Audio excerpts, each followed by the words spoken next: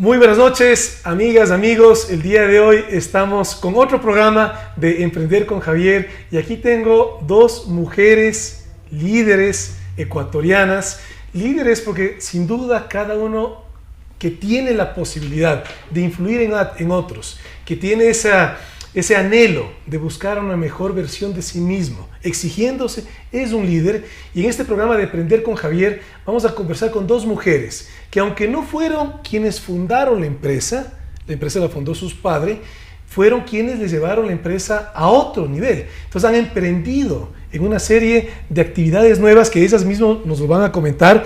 Quiero presentarles a Carla Pinto. Carla, muy buenas noches, bienvenida. Carla tiene un Bachelor of Arts en Ética, Política y Economía de la Universidad de Yale de Estados Unidos y un Máster en Filosofía de la Universidad de Cambridge en Economía Territorial. Se incorporó a la empresa Pinto en el año 2005 y ha desarrollado su carrera principalmente en el área comercial. Muy buenas noches, María José. Bienvenida. María José estudió un Bachelor in Fine Arts de la Parsons Paris School of Art and Design. Hizo una maestría en el INCAE en Business School en el 2021, con un diplomado en gestión de proyectos de Babson, otro diplomado en empresas familiares del IDE y también otro diplomado en mujeres pro gobierno corporativo del IDE. Como trayectoria ha sido gerente de producción de la empresa Pinto, directora de la Asociación de Textileros del Ecuador, AIT, vicepresidenta y socia fundadora de Mujeres por Ecuador y propietaria de DYM Diseño y Moda. María José, Carla, muy buenas noches, bienvenidas. Qué gusto tenerlas acá y qué gusto que mostremos a quienes nos escuchen, a quienes nos ven, que desde las mujeres hay mucho que se puede aportar a la sociedad y tú, María José, más lo puedes decir con mucha más claridad porque además estás promoviendo y empoderando a las mujeres. Cuéntanos desde el emprendimiento y desde ese rol de líder como mujer, ¿cómo tú ves el emprendimiento en nuestro país y cómo ha sido la empresa en Pinto? A ver, Javier, te cuento, nosotros somos alrededor del 76% mujeres en Empresas Pinto, como puedes ver, manejada por dos mujeres también, y la mayoría de cabezas también son femeninas. Creo que un poco hemos pecado en tener muchas mujeres, pero la verdad es que ese liderazgo, ese emprendimiento que tienen las mujeres, sobre todo ese empuje que nosotros hemos visto de parte de las mujeres de querer sacar esa sociedad adelante. Acabo de leer un libro donde dice: cuando ayudas a una mujer no ayudas a una persona, ayudas a la sociedad completa. Se ha visto que en los emprendimientos, cuando tú das a un microempresario un préstamo, sobre todo haciendo mujeres, entra más a la sociedad más que a la persona. Muchas veces se utiliza para cosas que no son el negocio. En cambio, las mujeres utilizamos básicamente para el negocio y para extender ese dinero y esa ganancia hacia el resto de la sociedad. Sin duda, inclusive eso es una experiencia, es una vivencia creo que de la sociedad entera, cómo las mujeres en los roles directivos pueden generar una metodología mucho más organizadas y sin duda proyectar una visión a futuro con mayor detalle. Cuéntanos, Carla, tú en Pinto, ¿cómo te vinculaste? ¿Desde qué edad te vinculaste a la empresa? ¿Y cómo la vinculación de ustedes? ¿Quién se vinculó primero? ¿Y cómo eso fue generando los cambios de lo que ahora es Pinto? Chévere, Javier, muchas gracias por la invitación. Realmente, una corrección en lo que dijiste, no somos la segunda generación, somos la cuarta. Ah, eres la cuarta, mira. Sí, esta empresa la fundó mi bisabuelo en 1913. ¿En el mismo ramo textil? Más o menos. Más o menos. O sea, es una historia de emprendimiento que es lindo contar porque no nace como en los emprendimientos modernos de, no, hagamos un business plan y el customer journey, sino más bien fue de ver cuáles son las oportunidades que habían y qué es las oportunidades que se dieron y cómo se enfrentan las coyunturas. Cuando nuestro bisabuelo era muy, muy joven, Alfaro expulsa a los curas del país y él y sus hermanos se quedan sin colegio. digamos, aburridos. Y en ese entonces habían estos ingleses locos que venían por el mundo y no sabemos exactamente cómo les recluta, pero les recluta para ir a poner una planta de energía eléctrica en Piura, en el Perú. Emprenden viaje desde Otavalo, llegan a Piura, le ayudan a este inglés a montar la planta de energía eléctrica. Una hidroeléctrica. Una hidroeléctrica. No en Piura. En Iquitos. En Iquitos. Piura es demasiado cerca, eso pensaba. En la selva. En la selva, o sea, metidos en mitad de la Amazonía, nada. en el Amazonas. En el Sí, Amazonas del Perú. Hasta O sea, ahora. es que llegaron por vía fluvial. Por eso me corregí. Por el Amazonas. Por el Amazonas. Entonces fue, no fue Piura. Piura es cerca. Iquitos, más lejos. Entonces, regresan de Iquitos ya con la experiencia de saber cómo poner la energía eléctrica con plata, porque el inglés les pagó por estos años de acompañamiento. Regresan a Otavalo y dicen, no, genial, pongamos una planta de energía eléctrica en Otavalo. Entonces, Esto es por los años 1912, digamos. Llegan en el 13 y dicen, montemos la planta de energía eléctrica. Entonces montaron la planta de energía eléctrica, pero no había quien consuma la energía eléctrica, porque Otavalo en 1913 no tenía necesidades de energía eléctrica, digamos. Entonces, en ese entonces se sembraba algodón en el Valle del Chota y dicen, bueno, con la energía eléctrica desmotemos el algodón Que del va a Valle del Quito. Chota que se va para Quito. Entonces, así nace. Mira qué Entonces, de la interesante. desmotada de algodón se hace planta textil, de planta del textil se hace textil y confecciones. Estoy en la época de mi abuelo. Mi papá emprende en la generación de marca propia y en En el esa área historia, comercial. el órgano creó la necesidad, porque tenías energía eléctrica, es que haces industria. Exacto. Exactamente. Entonces, y cada generación ha puesto su gota de emprendimiento, porque mi abuelo, con el negocio que ya tenían de desmotado y un poco del inicio del textil, consolida y hace toda la parte de textil y confecciones. Mi papá con textil y confecciones ya dice, vea, o sea, porque en ese entonces la ropa Marca se blanca. vendía marca blanca, o sea, uno iba al bazar de la tienda y decía, deme 3 pliegos deme 3 pliegos de cartulina, unas agujas y ropa interior. Entonces era genérico, era sin marca. Ya en los años 80 dicen, no, o sea, realmente el futuro de esto es hacer marca propia, hace marca propia. Y eso le convierte Pinto en la primera empresa ecuatoriana textil. Sí, es difícil de medir, porque no hay nadie, bueno, pasa, pero muy pocos estamos integrados verticalmente. Entonces, hay plantas textiles un poco más grandes, hay plantas que solo hacen, hay confeccionistas más grandes, hay retailers más grandes, pero nosotros estamos en toda la cadena. Ya. Y nuestro objetivo no es ser el más grande, sino ser el que mejor hace. De la mejor manera, sustentable y haciendo parte de todos los stakeholders. Qué bien. ¿Y cómo se involucran en la empresa? ¿Quién se involucra primero? ¿Y cómo esa presencia fue a emprender? No sé si ya estabas integrada verticalmente como empresa, o más bien la presencia de ustedes fue el emprender en esas diferentes etapas o cadenas del negocio. Bueno, yo me involucro en el año 2005, después de una muy breve carrera por el sector público, que fue algo que siempre me gustó, pero ya trabajando in situ, yo a título personal necesitaba algo que sea un poquito más rápido. El sector público tiene sus lados buenos, sus lados malos, pero a mí personalmente sí me frustró la velocidad.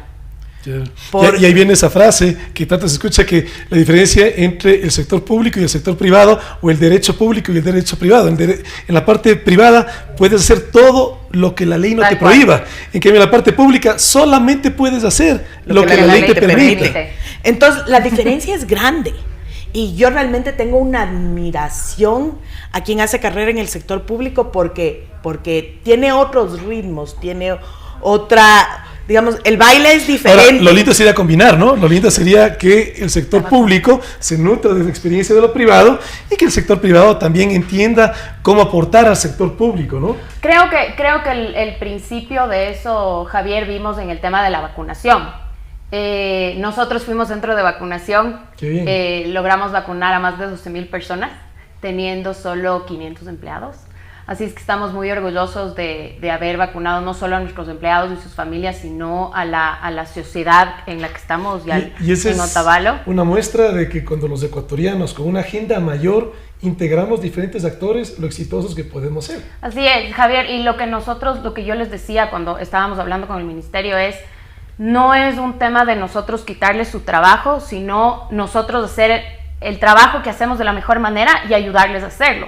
Porque yo hago las cosas bien, sé procesos, sé cómo se maneja una línea de producción y básicamente eso fue lo que hicimos durante la vacunación. Cambiamos un poco el producción para vacunar. Exactamente, entonces cambiamos un poco el proceso de lo que era la vacunación desde el ministerio y logramos vacunar a muchas más personas. Éramos el centro que más vacunaba en Imbabura. Qué bueno. Entonces, en realidad eso, lo que tú dices, el juntar, el trabajar todos juntos, sí se puede hacer y lo hemos visto, lo hemos logrado y creo que gracias a eso el Ecuador ahora está quitado muchas listas de países para justamente venir de vacaciones y incentivar el turismo. Qué bien. Y cuéntanos, María José, en Pinto, ¿qué áreas has emprendido tú dentro de la empresa?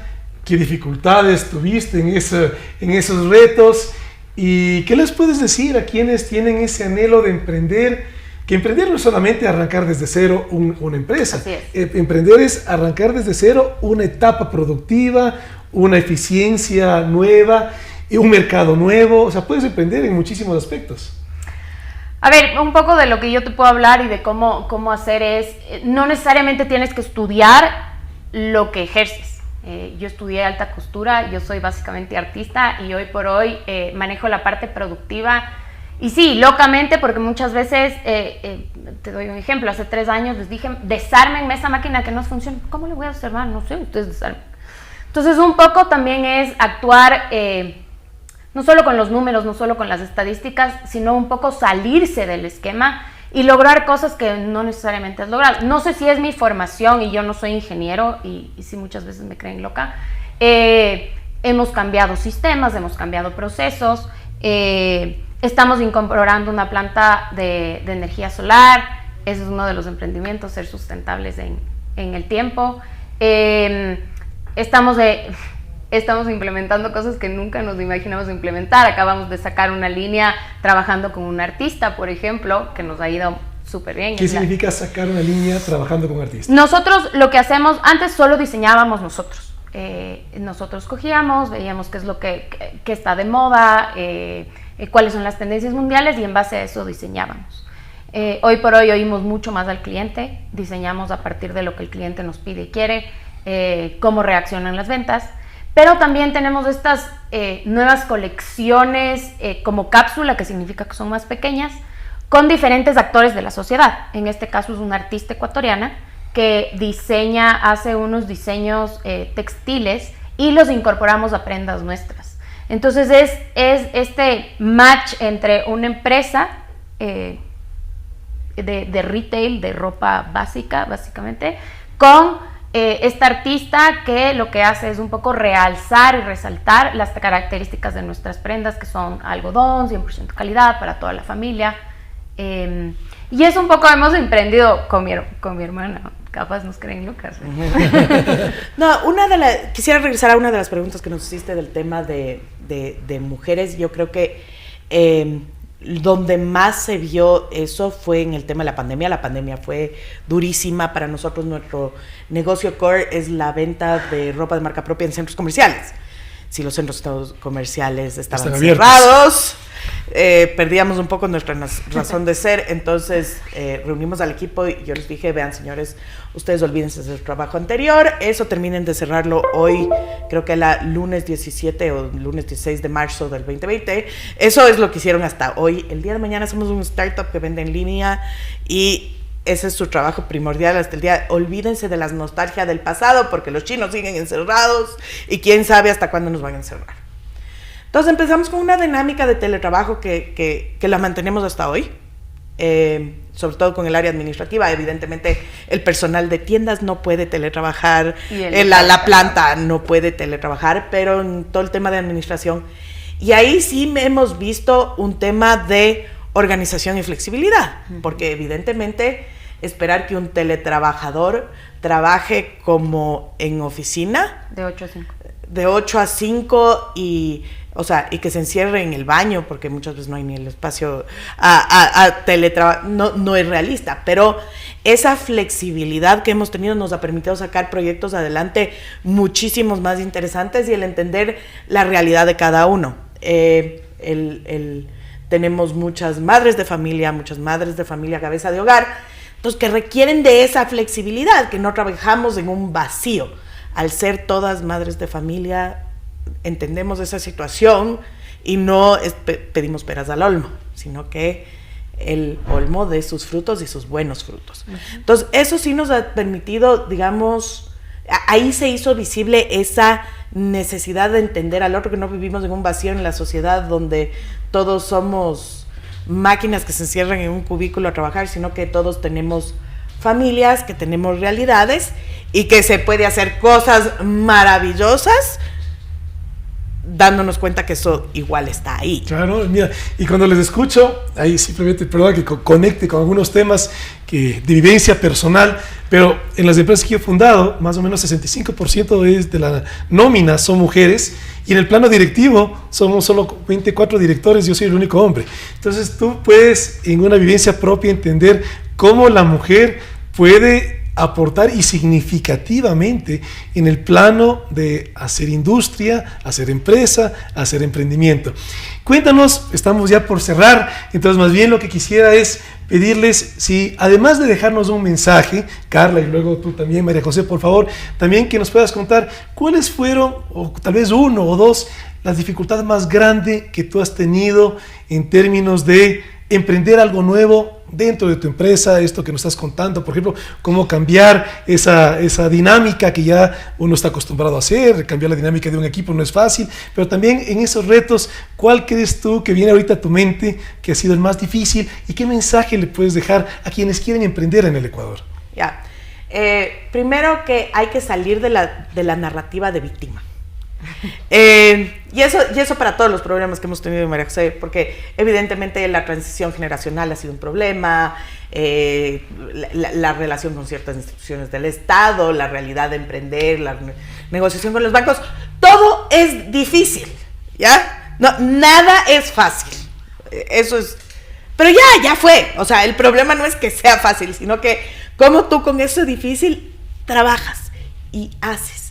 Y sí se puede cambiar mitos y es muchísimo más fácil decir no se puede porque esto es imposible a veamos qué hacemos con el imposible.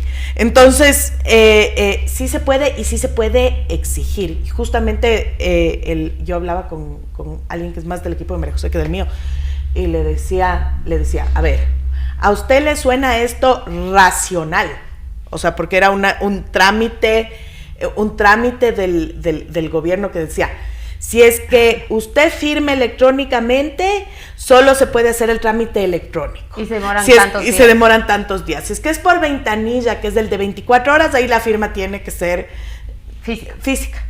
Digo, a ver, María Justa, ¿a usted le suena esto racional?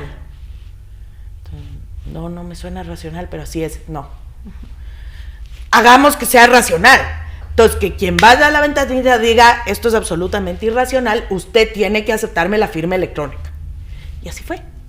Entonces, esto es como el interactuar con las instituciones del Estado es igualito que ser cliente. Entonces, yo también exijo. O sea, no es un tema de portarse mal, pero que uno puede hacer pequeños cambios en este país. Simple y llanamente diciendo, lo que usted me está exigiendo es absolutamente irracional. Entonces, ¿y cuánto se puede hacer? O sea, realmente, y lo que tú dices, salir de esa narrativa de víctimas, que todavía tenemos los ecuatorianos y que tenemos que salir de eso. Ahí, más bien, María José, con tu mensaje final, ¿qué nos puedes dejar? A ver, yo voy a ser súper clara y rápida. Los cucos del pasado son del pasado. A mí me ha afectado mucho, somos una empresa de más de 100 años y la afectación con mucha gente que he tenido es que así hacíamos en el pasado, no, el pasado pasó y ahora vamos a empezar a hacer diferente. Yo creo que esa es una de las cosas que hay que cambiar. Y lo otro es un poco no víctima, pero también de queja. Los empresarios muchas veces nos hemos quedado en la queja y no en el a ver qué podemos hacer. siempre es un tema de el político y no un tema de como empresarios qué podemos hacer para mejorar. Qué lindo mensaje, porque sin duda como ciudadanos, como emprendedores, como actores, que dejemos de ser espectadores y seamos actores de nuestro destino, pero también de cómo le aportamos a la sociedad. Muchísimas gracias, Carla. Gracias, María José, un gusto Gracias, tenerles aquí. Javier. Bueno, muy feliz noche para todos.